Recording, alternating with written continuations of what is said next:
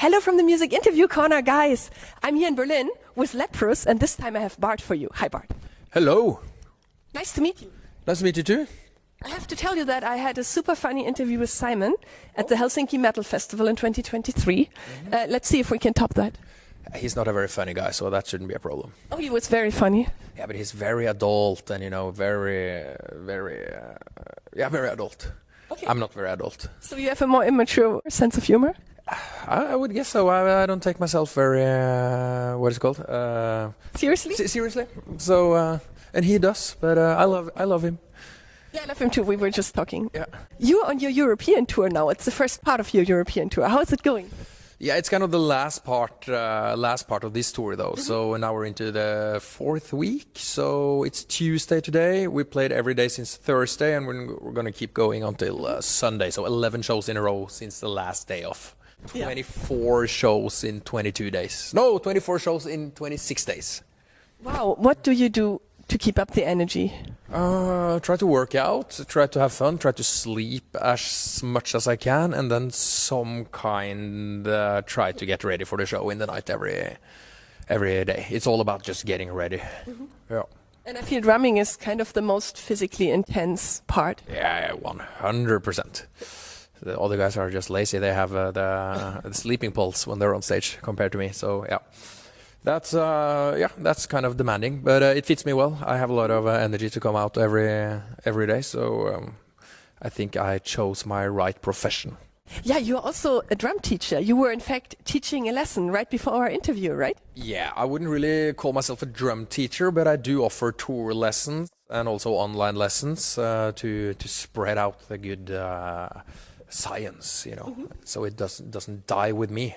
It's a cool way to spend some time on the tour and do something constructive, and it's a pleasure being an inspiration in the same way as my heroes was inspiring me. Who are your heroes? It's obviously Mike Portnoy, and we have Nico McBrain from Iron Maiden. Gavin Harrison was important. We have Vinny Colaiuta, Steve Gadd, Chris Daddy Dave, Terry Bozzio, Chris Coleman, Morgan Ågren from Sweden, several Norwegian drummers, Torstein Loftus, Kenneth Kapstad, Tobias Erners Andersen. He was the last drummer of LEPROUS. I could continue at least a couple of minutes more, but this was the first that came on top of my head. Yeah, and a lot of people have you as a hero.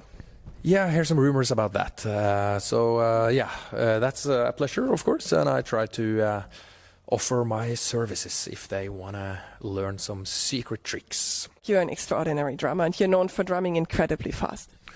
Yeah, I don't know. Some might think that I'm very fast, but there are several drummers that are way faster with me, both with hands and feet. But I try to kind of have some power and kind of more robust maybe attitude than rather just playing with the triggers. So I'm not really using triggers or anything like that. But it's all about the dynamic context. It can seem very brutal. It can seem very fast if you're holding back a little bit, but. I don't mind playing fast, but that's kind of not my main thing, though. Do you ever judge the click track for being too slow?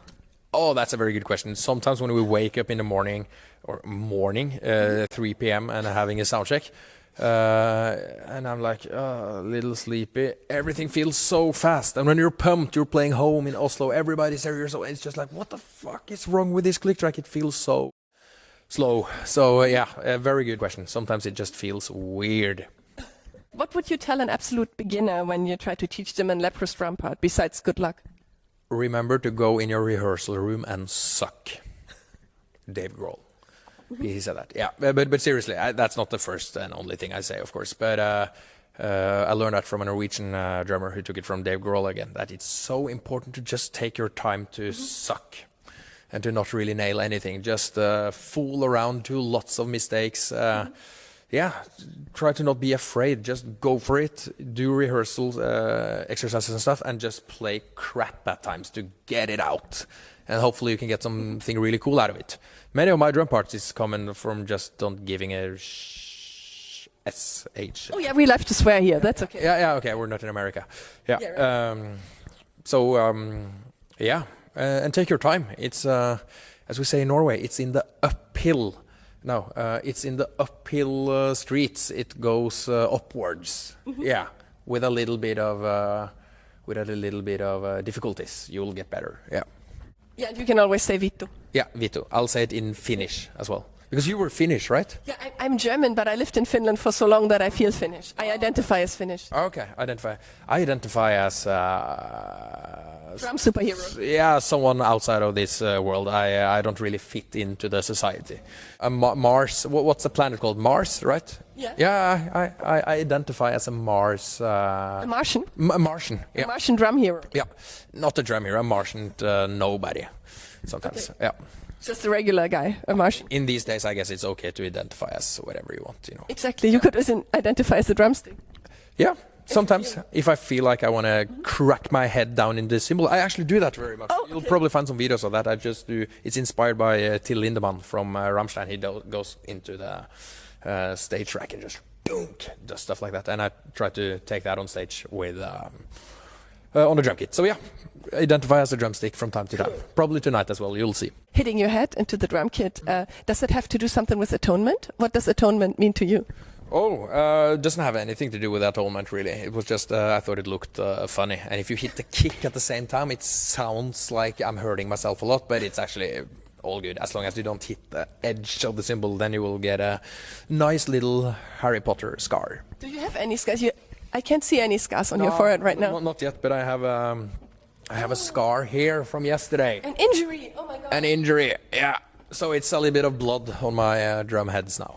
How much existential agony do you need to drum a whole LEPROUS show? Oh, yeah, sometimes we play songs that they just hurt to play. It's just painful, painful to play. So, yeah, I guess I'm in a couple of battles in my head and mind, body. We're going to play that song today. Is there a particular song that make your arms question their life choices? No, but my feet in Rewind Congregation, then they definitely question their life choices. Rewind, third track of Congregation. I could do it when I was younger and smaller, when I practiced way more.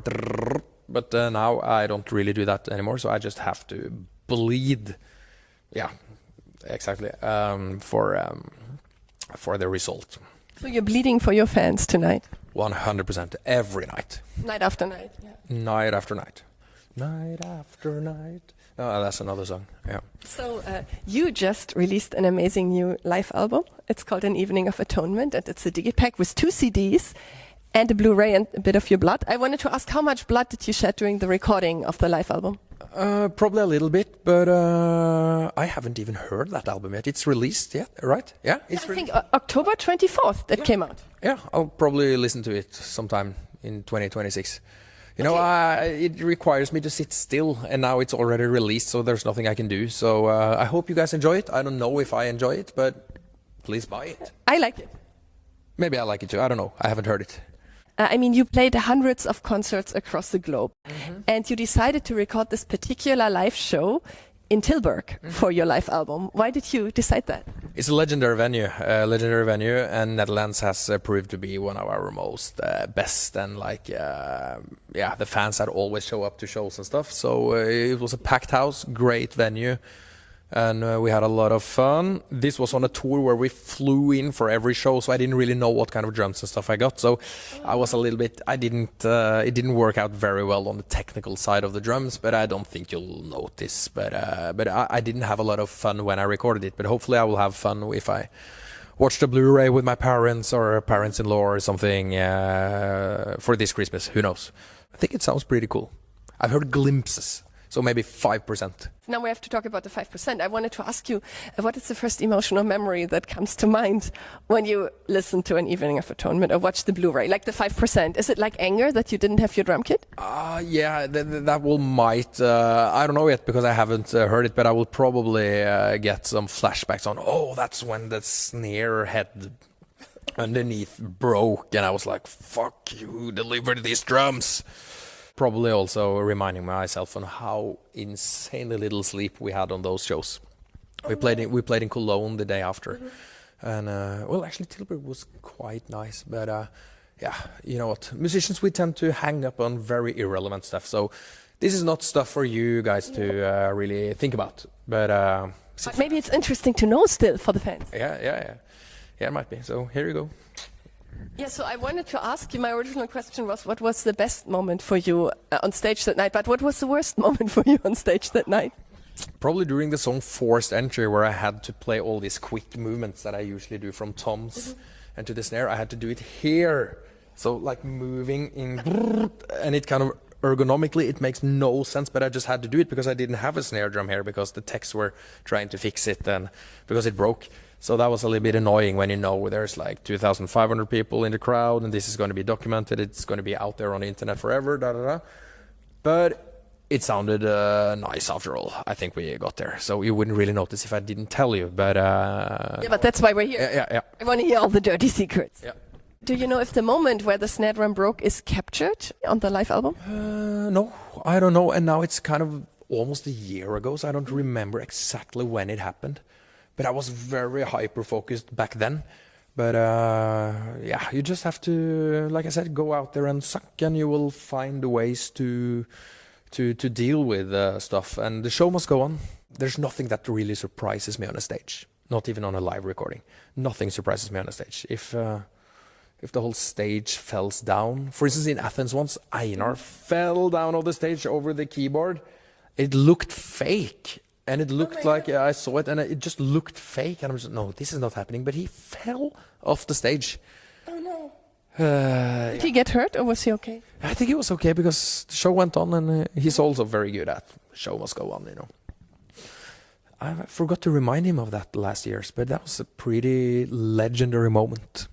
Is it on YouTube? Then we can link it here for the viewers. I don't know, but maybe we can find it.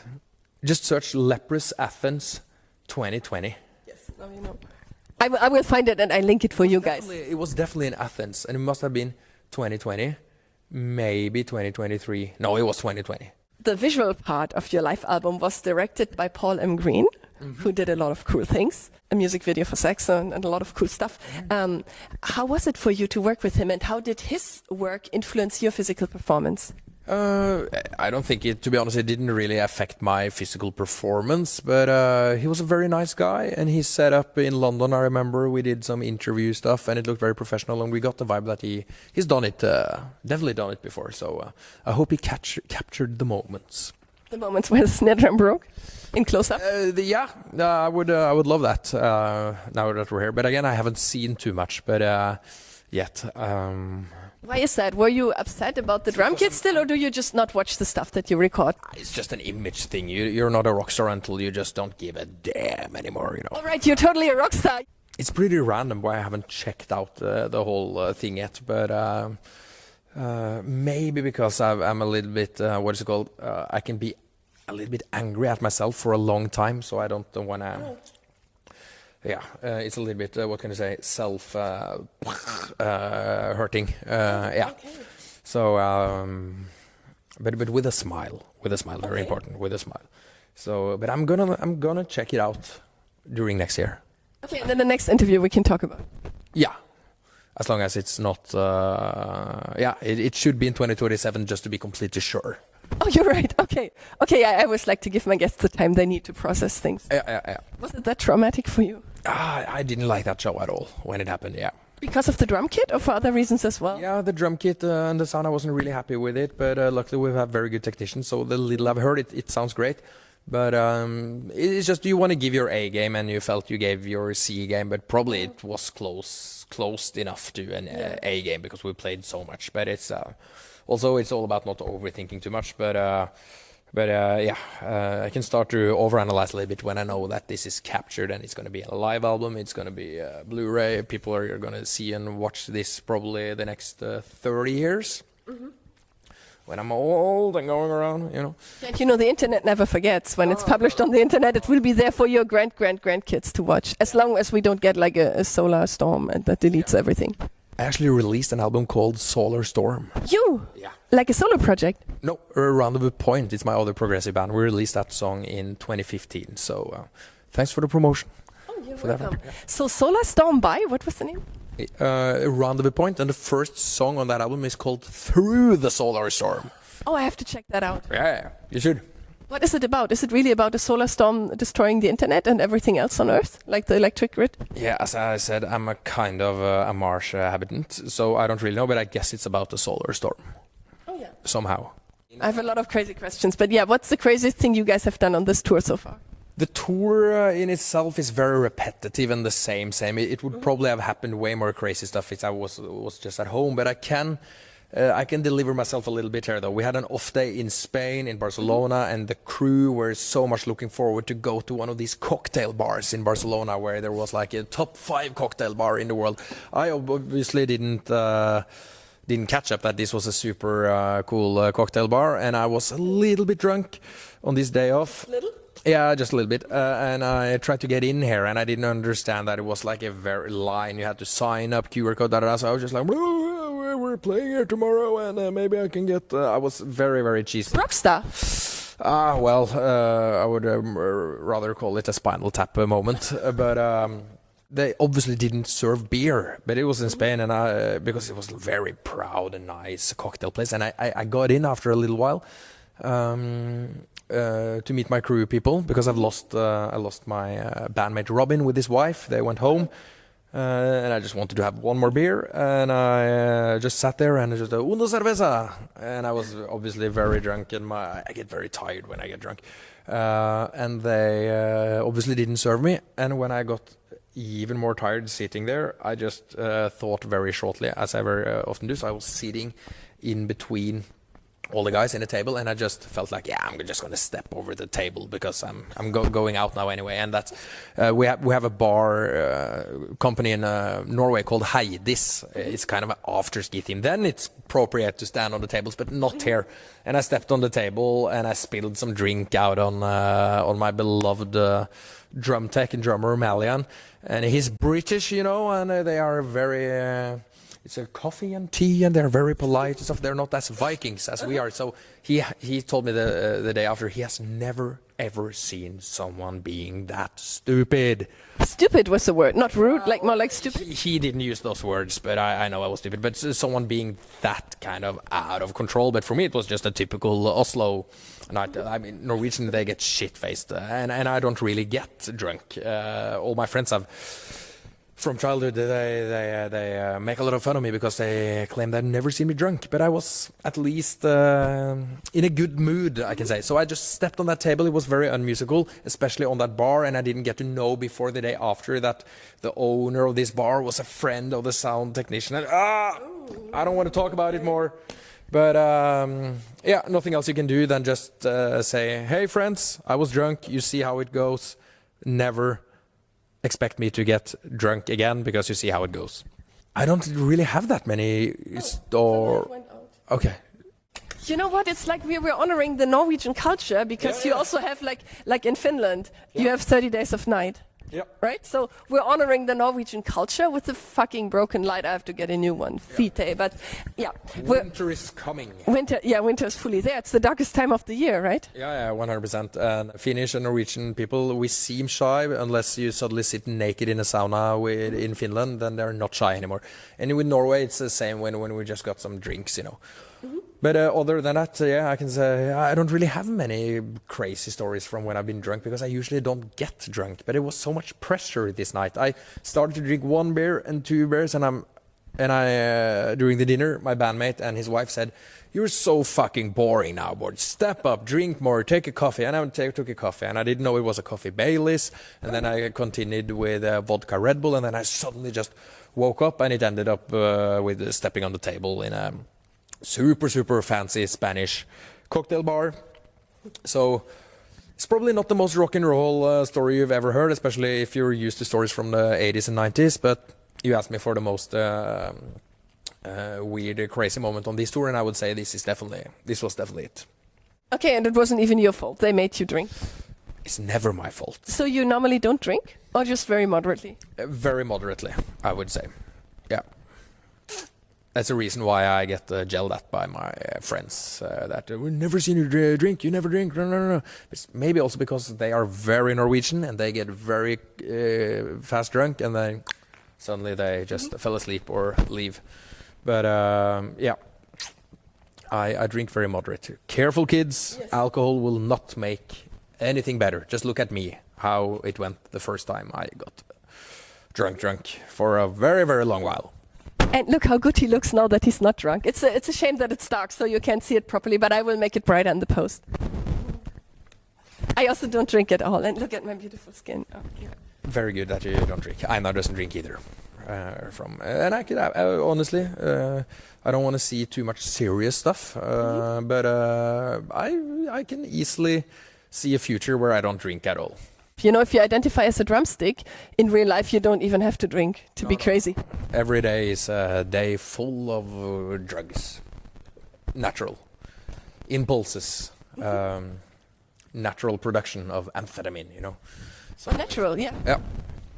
Yeah, and I was just thinking it's good for you that you're playing in the band LEPROUS and not in the band Spinal Tap, because then you would probably be dead already. I would probably fit very well in if you base it only on the off day we had in Barcelona, but other than that, I'm not very much tempted to join Spinal Tap, no. Oh, there's the second part of Spinal Tap. Did you know that? And have you seen it? No, last time I saw the Spinal Tap movie was on a small little tour I did with my high school in Germany, actually. In 2010, we played around on Waldorf schools and stuff, and we saw Spinal Tap. That was very fun, but I need to see it again. But The second part is out, but I don't know where to find it. There's a trailer already. But when was that released? Just right now or a few days ago? I don't know. But I saw a trailer, but I couldn't find the movie anywhere. With the same actors, the same band? Yes, but the drama is dead, of course. Okay, hilarious. Yeah, of course. What's the best and the worst drama joke that you know? There's usually only bad jokes, but I really love bass jokes, though. Greetings to Simon, yeah. Yeah, and I really often do bass jokes to Simon, saying like, yeah, but you were not good enough on guitar, so you had to play bass because it's less strings, you know. Even his father is on this tour right now, and he goes with a T-shirt called "Buy Your Leprous Tour Shirt." And by the way, on the back it says, "I'm a proud father of the guy you can't hear in the mix." It's very beautiful. We actually hear Simon very well in the mix, though. I'm glad for that. He's the best bass player in this scene. By far, I would say. But yeah, he don't really take those bass jokes nicely. He even claimed he was the best acoustic guitar player of LEPROUS. We should have a duel with all the three of them playing acoustic guitar. Yes, and you should film it. You should ask Paul Green to film it for you, to document it. Yeah. That could be a cool challenge. Who would you like to battle in a drum battle, if you could battle anyone? It's cool to battle people who's way better than you, though. I went on a drum camp with Chris Coleman, the mighty, but I didn't really get to battle him, and I'm not sure if I would have had anything to come up with in improvisation. He's insane with improvisation and stuff like that. So, but it would be cool. What's that? Chainsmoker drummer called? The Chainsmoker drummer, Matt McGuire or something. Let's battle. He's about my same age, and he also play a lot of DJ-based music, which I do too. And it would be cool to see who's the most shamelessly choppy drummer. Yeah. I noticed that there's mostly jokes about the drummers and bass players, some about the lead singers, but there are almost no jokes about guitarists. Do you have a theory as to why that is? I don't really know. There are way more guitar players, though, than everything else. Might be it. And also they're obviously way better on bass than the bassists, as we all know. I just inserted another bass joke there. That's very weird. Vocalists is very often, the jokes are very often that they don't carry, they don't load gear and stuff like that. Drummers is just useless. We often hear, you're not musicians, you're just drummers. No, but you're like the heart of the band. You have all the rhythm. Yeah, I have no problem with my confidence. I don't really know. Guitar players, answer. Why are we not joking enough about you guys? You know, I think it's because the guitarists are the ones who are making up the joke. Maybe, yeah. They started with the bass and stuff, for sure. Yeah. And I was just thinking, maybe all your bass player jokes are getting to Simon, because when Simon and I met, it was in November 2022, when we broke into the Ice Hall Stadium together. We couldn't find the entrance, and we had to climb a frozen fence. And I said, be careful. And he said, yeah, but I'm only the bass player. It's not so bad if I die. Yeah. Do you think that was because of the years of bass player jokes by you have gotten to him? It might have affected him, yeah. Do you want to say anything to apologize? No. But what is the craziest thing that ever happened to you on tour in Germany? In Germany, oh, that's a cool one. Dortmund 2017, we were opening up for Devin Townsend. We were nobodies. And I just thought I would go on stage and film the drummer a little bit, and I stepped on a cable. I didn't even understand it. And the show, that was a very important cable, so the show there had got totally fucked up, and Devin had to stand and improvise as a comedian for 40 minutes until they tried to fix the problem and whatever it was. And they were very kind with me. They just said, "Oh, we don't know if it was you, but it cannot have been anything else," because I had, as Simon often say to me, "You're so little gracious," if that's an English word.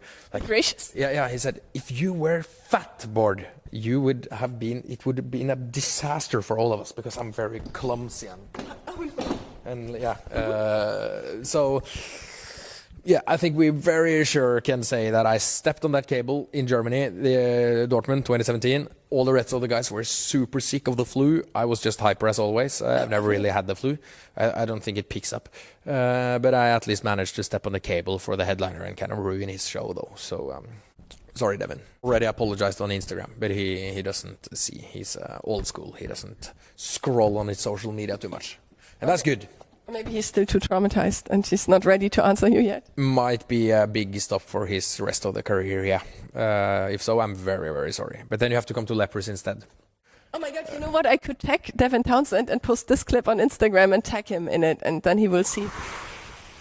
Okay. Or will you overthink then all night? Then we're not going to do it. Let's see what happens. Let's do it. It's better to regret something you've done than something you haven't done. So let's go for it. And is there anything you would like to say to your fans before we end this interview? Germany? Everywhere. Germany, but especially Germany, especially Dortmund, and who were at the show in 2017, but in general, your fans all around the world. Yeah, thank you so much for the support. Come out and meet me at the next Rammstein show, because I really want to show my girlfriend and her brother Rammstein. They have an amazing production, and I love that drummer too. So keep going to Rammstein and Leprous. I don't even know if it's allowed to say go to Rammstein now, because Till is a fucking pig, I've heard, and I think it's true as well. I've heard some unofficial... Is it a footnote to what you just said? Yeah, it's just a footnote just to be safe, so I don't get cancelled for saying... yeah, cancel culture. Yeah, so I don't get cancelled for recommending people to go to Rammstein. So don't go to Till Lindemann's after parties, but if you see me in the crowd of Rammstein, please come and say hi, and let's have very much fun while we get blowed by the pyro. Thank you so much, Baard. Thank you. Danke. Oh, bitte. Ich heiße Baard und ich Trommel spielen. Ja, ich heiße Baard und spiele Trommel. Trommel spielen. Spielen Trommeln? Yeah, but that's more like Norwegian. I think it's a mix of German and Norwegian. It's ich spiele Trommel. Yeah, I always have my own way to speak languages, whether it's Spanish, Portuguese... it's beautiful. It sounds very Viking. Or English, yeah. Viking rockstar. 100%. Cool. Then thank you so much, and goodbye from the Music Interview Corner. Thank you.